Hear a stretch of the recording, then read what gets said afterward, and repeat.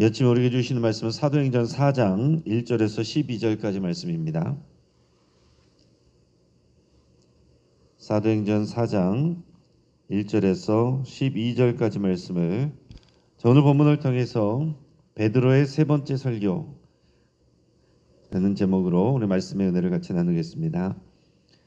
제가 예전 주일 설교에서 우리 생각의 차원에 대해서 나눈 적이 있습니다. 1차원적인 생각은 상황과 맥락에 상관없이 자신이 중요하게 생각하는 그 부분만 집중하는 것, 그것을 1차원적인 생각이라고 그랬습니다. 2차원적인 생각은 지금 눈앞에 펼쳐지는 이 상황들이 그게 전부라고 생각하는 그런 생각, 그게 2차원적인 생각이라고 그랬고, 3차원적인 생각은 상황과 맥락을 입체적으로 생각하는 것이라고 그랬습니다. 나를 중심으로만 생각하는 것이 아니고 다른 사람의 입장에서도 지금 상황 전체적인 흐름 이런 것들을 종합적으로 생각하는 것이 3차원적인 생각이라고 그랬어요. 또 하나 더 넘어가면 우리 4차원적인 생각이 있습니다. 이것은 현실의 상황을 바라보시는 하나님의 눈으로 바라보는 것입니다. 이 현실의 상황과 맥락 그 위에서 하나님의 구속사적인 이 일하심을 하나님의 입장에서 바라보는 것, 하나님의 시각으로 바라보는 것, 이것이 영적인 4차원적 생각이다라고 이렇게 말씀을 드렸습니다. 그러니까 여러분, 우리가 무엇을 집중하여서 보고 어떻게 생각하느냐, 어떤 차원에서 생각하느냐에 따라서 우리의 삶의 의미는 또 우리의 반응은 전혀 다른 결과를 가져올 수가 있습니다. 그래서 우리가 인격적으로는 3차원적인 생각을 하는 그런 우리가 훈련을 해야 되고, 더 나아가서는 그리스도인으로서 하나님의 시각으로 바라보는 영적인 4차원적 생각과 시각을 가지고 바라봐야 된다라는 것을 우리가 나눴습니다. 오늘 사도행전 3장에서 보면, 앞에서 나오는 사도행전 3장을 보면 이 베드로와 요한이 성전 미문에 앉아있던, 거기서 구걸하던 이 안진뱅이를 나사렛 예수 그리스도의 이름으로 치유해 준 놀라운 그 기적이 나옵니다. 이 일로 인해서 많은 유대인들이 성전 안에 있는 이 솔로몬 행각에 모이게 됐고, 베드로가 그들에게 두 번째 설교를 하는 기회로 이어졌습니다. 베드로는 성령 충만해서 힘있게 그들에게 복음을 전했습니다. 그 결과 남자들만 5,000명이 예수님을 믿게 되었다고 성경에서 기록하고 있습니다. 여러분, 이게 대단한 일이죠. 그 앞에서 사도행전 2장에서는 성령 강림 사건 이후에 베드로가 처음 설교를 했는데, 그 첫 번째 설교의 결과로 3,000명이 예수님을 믿었던 일보다 더 큰 역사가 이루어졌습니다. 그런데 이런 놀라운 기적과 성령 충만한 부흥의 결과를 가져왔는데, 지금 현실에서는 이 종교 권력자들에게 체포당하고 구금당하게 됩니다. 오늘 본문의 1절에서 4절까지 말씀을 같이 읽겠습니다. 사도들이 백성에게 말할 때에 제사장들과 성전 맡은 자와 사두개인들이 이르러 예수 안에 죽은 자의 부활이 있다고 백성을 가르치고 전함을 싫어하여 그들을 잡음에 날이 이미 저물었으므로 이튿날까지 가두었으나 말씀을 들은 사람 중에 믿는 자가 많으니 남자의 수가 약 5,000이나 되었더라. 아멘. 베드로와 요한은 이 솔로몬 행각에 모인 많은 유대인들, 오늘 기록을 보면 믿은 자만 남자만 5,000명이라고 그랬으니까 거기 모여 있는 사람은 최소한 남자만 5,000명 이상이 되는 사람들이에요. 모두가 믿은 건 아닐 수 있으니까 5,000명 이상의 사람이 모여 있고, 남자만 쉬었을 때 그랬으니까 한 명이라도 동행한 것을 생각하면 최소한 10,000명 이상의 사람들이 그 솔로몬 행각에 성전에서 모여 있다라는 얘기예요. 그러니까 얼마나 많은 사람들이 바글바글하면서 웅성웅성하면서 지금 이제 큰 소동이 되었겠는가, 그것을 여러분 생각해 보시길 바랍니다. 그때 이 베드로와 요한이, 특히 베드로가 그들에게 설교를 했는데, 그 내용을 간단하게 말하면 나사렛 예수는 하나님이 보내신 그리스도신데 유대인들이 너희들이 죽였고 하나님이 그를 살리셨다. 이 모든 것은 하나님의 말씀의 성취다. 이것을 말했습니다. 힘 있는 이 베드로의 설교를 통해서 수많은 사람들이 듣고서 예수님을 믿게 됐습니다. 그렇지만은 이것을 싫어하는 사람들도 있었어요. 놀라운 하나님의 은혜인데 싫어하는 사람들이 있었습니다. 그들은 바로 종교 권력자들이에요.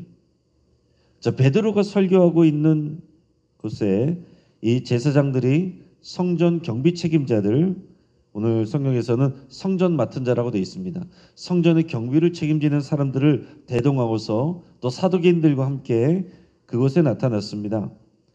자, 특히 사두개인들은 부활을 믿지 않는 사람들이에요. 그들은 베드로가 지금 예수님의 부활을 전하는 것을 특히 싫어했습니다.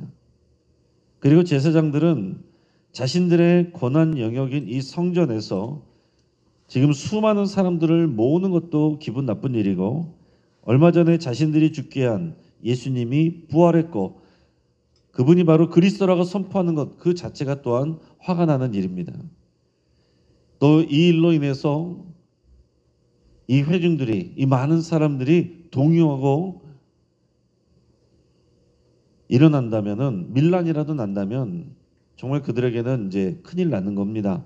그들의 기득권을 잃어버릴 수가 있는 겁니다. 그래서 그들은 베드로와 요한을 그 자리에서 체포를 했습니다. 그들은 그런 일을 할 수 있는 현실 권력자들이에요. 날이 이미 저문 때에 체포했기 때문에 그들은 이튿날까지 구금되어 있었습니다. 그러니까 오후 3시에 올라가면서 안전병기를 고치고 그 일로 인해서 많은 사람들을 앞에서 설교를 하게 됐는데 저녁 시간까지 그 일이 이어졌다라는 얘기입니다. 설교를 오랜 시간 동안 얘기를 한 거예요. 그러다가 이제 체포가 됐고 이제 구금됐습니다. 그리고 이제 그 다음 날이 됐어요. 그 다음 날이 되니까 더 많은 관리들과 장로들과 서기관들, 이런 종교 권력자들이 예루살렘으로 모입니다. 베드로와 요한을 신문하기 위해서 모이는 거예요. 자, 이것은 바로 산헤드린 공회가 되는 겁니다. 지금 모여서 산헤드린 공회를 열기 위해서 사람들이 모두 오는 거예요. 이 자리에는 대제사장 그룹도 함께 있는데 오늘 성경에 보면 안나스, 가야바, 요한, 알렉산더 4사람의 이름이 나옵니다. 그리고 또한 대제사장의 가문에 속한 사람들이 모두 와서 이제 참석을 합니다. 자, 이 현실의 장면은 뭐냐? 이 종교 권력자들이 베드로와 요한을 신문하는 것입니다. 그러니까 여러분, 청문회가 열리는 거예요. 서슬퍼런 지금 이 종교 권력자들이, 청문회는 거기서 이렇게 질문하고 공격만 하지만 이 산헤드린 공회는요, 그 자리에서 이 사람들을 예수님에게 그랬던 것처럼 죽음에 이르게 할 수도 있습니다. 모든 권한을 박탈할 수도 있습니다. 출교할 수도 있습니다. 굉장한 권력을 쥐고 있는 이 종교 권력자들이 함께 다 모여가지고서, 그리고 이 두 사람을 그들 앞에 세워놓고서 이 종교 전문가들이 그들에게 질문을 하고 신문을 하는 것입니다. 재판이 벌어지는 거예요. 하지만 베드로는 성령 충만해서 담대하게 변론했고 그 변론은 그 복음 선포인 설교가 됐습니다. 여러분, 이게 굉장한 일이죠. 자, 베드로가 예수님을 부인했을 때, 그때도 이 공회가 열렸을 때예요. 자, 비공식적으로 제사장 집에서 졸속으로 이루어진 그런 것이었지만, 그런 신문이었지만 그것도 산헤드린 공회였습니다. 근데 거기서 주변에서 있다가 그 산헤드린 공회에 사람들이 묻는 것도 아니고 주변에 있는 계집종들과 옆에서 불 쬐고 있던 그런 종들이 물어보는 말에도 베드로가 무서워서 자기를 지키려고 예수님을 부인하고 저주까지 했던 그런 사람이 베드로였습니다. 그런데 지금 어떻습니까? 그가 아예 이 산헤드린 공회 정식으로 열린 수많은 사람들이 모인 그곳에서, 일반적으로 70명이 넘는 사람들이 모인다고 하는데 그런 사람들 앞에 서서 신문을 받는 겁니다. 그런데 지금 베드로는 예전의 베드로가 아니에요. 지난 6월절 때는 그런 겁쟁이였는데 50일이 지나서 지금 오순절이 되어서 이때는 완전히 다른 사람이 되어 있습니다. 부활하신 예수님을 만났고 성령 충만함을 받았기 때문에 베드로는 지금 신문 받는 자리, 재판 받는 자리지만은 오히려 그가 변론하는 이 자리를 그들에게 복음을 전하고 선교하고 설교를 하는 그런 자리로 지금 만들고 있다라는 얘기. 그래서 이 자리가 현실적으로 보면은 사내들인 공회에서 신문을 받는 장면이지만, 그러나 이것을 사천적인 시각으로 바라보면 베드로가 세 번째 설교하는 장면이다. 우리가 이렇게 볼 수 있다는 얘기죠. 자, 종교 권력자들은 지금 사도들 가운데 세우고 첫 질문을 했습니다. 우리 7절 말씀 같이 읽어보겠습니다. 사도들을 가운데 세우고 묻되 너희가 무슨 권세와 누구의 이름으로 이 일을 행하였느냐. 여러분, 이 질문이 기억이 나시죠? 이 질문은 예전에 예수님이 성전을 청결케 하셨을 때 이 종교 권력자들이 질문한 내용하고 거의 비슷합니다. 무슨 권세로 너희가 이런 일을 하느냐. 여기에는 이런 의미가 포함되어 있습니다. 여기는 내 구역인데, 내 권한 안에 있는 것인데 네가 뭔데 우리한테 말도 안 하고 우리에게 허락도 안 받고 이렇게 사람들 모으고 사람들을 선동하고 있느냐. 지금 이 얘기를 하는 것입니다. 자, 이 성전은 하나님의 집이에요. 그렇지만 대제사장들과 사두개인들은요, 이런 종교 권력자들에게 성전은 자신들의 이런 권한, 고유 영역으로 여기는 것입니다. 그 안에서 일어나는 모든 일들은 당연히 자신들에게 허락을 받아야 됩니다. 자기들이 주인이에요. 입술로는 이게 하나님의 집이라고 말하지만은 자기들의 일터이고 자기들의 집입니다. 얼마 전에 나사렛 예수 때문에 지난 6월절에도 소동이 났을 때도 그것을 어렵게 처리하고 백성들의 분위기를 잠잠하게 했는데, 이제는 도망쳐서 보이지도 않던 이 제자들이 갑자기 나타나서 다시 예수를 증거하고 있는 것입니다. 게다가 그 예수가 부활했다라고 말하고 있는 거예요. 근데 여기에 또 기적이 일어났고 수많은 사람들이 지금 성전 안에서 또 그들에게 영향을 받고 있습니다. 그래서 종교 권력자들은 이 베드로와 요한을 못마땅하게 여기고 있고 괘씸하게 여기고 있습니다. 자신들의 권력과 권한에 대한 도전으로 여기는 것입니다. 그들은 지금 그들의 시각은 닫혀 있어요. 오직 자기들의 기득권만을 바라보고 있습니다. 그래서 그들의 시각은 1차원적인 생각이에요. 하나님이 하시는 역사도 보이지 않습니다. 하나님이 행하신 이 기적도 보이지 않습니다. 오직 자신의 이 기득권, 여기에 문제가 되는 그것만 바라보고 있으니까 하나님이 하시는 일이 보이지 않는다는 얘기예요. 이에 대해서 베드로가 담대한 변론을 하는데 그것이 바로 이제 설교가 됩니다. 어떤 말씀을 전하는지 우리 8절에서 11절 말씀을 우리 같이 읽겠습니다. 이에 베드로가 성령이 충만하여 이르되 백성의 관리들과 장로들아, 만일 병자에게 행한 착한 일에 대하여 이 사람이 어떻게 구원을 받았느냐고 오늘 우리에게 질문한다면 너희와 모든 이스라엘 백성들은 알라. 너희가 십자가에 못 박고 하나님이 죽은 자 가운데서 살리신 나사렛 예수 그리스도의 이름으로 이 사람이 건강하게 되어 너희 앞에 섰느니라. 이 예수는 너희 건축자들의 버린 돌로서 짐 모퉁이의 머릿돌이 되었느니라. 아멘. 자, 변론이지만은 그들 앞에서 지금 복음을 선포하고 설교를 하는 것입니다. 그 기세가 대단하기 때문에 오히려 종교 권력자들이 피의자가 돼서 신문 받는 것 같은 그런 모습이에요.